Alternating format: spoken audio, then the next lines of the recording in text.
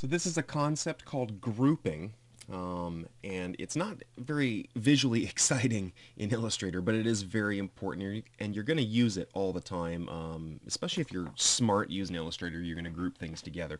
So here we have a photograph of a bunch of colored pencils and a tin can, and they're rubber banded together, and that's the concept of grouping, putting a rubber band around separate items so that they form or they create a unit. If you were to rotate this or enlarge these pencils or throw them across the room, they would all act as a unit.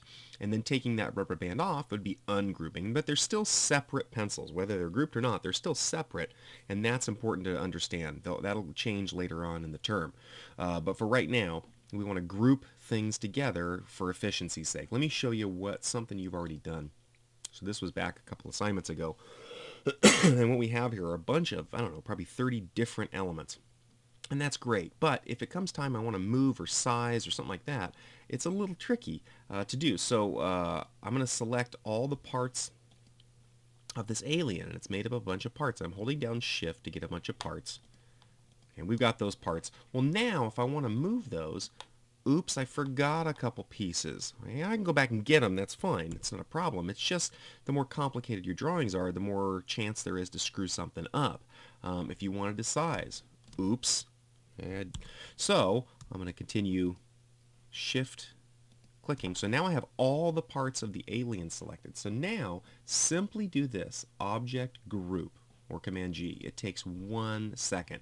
It doesn't look any different, but now if you just click on any part of the alien, since it's all grouped or rubber banded together, it gets the whole alien, and you can move that alien around or size it or rotate it or send it to back or do anything you want to it very, very easily and efficiently. Same with this little spaceship. I first take the time to select 1, 2, and the 3 parts of it.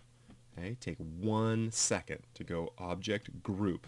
Right now, that little spaceship thing is one group, and you can move it and rotate it and copy and paste another one, and those kind of things. Right now I'm having fun with this.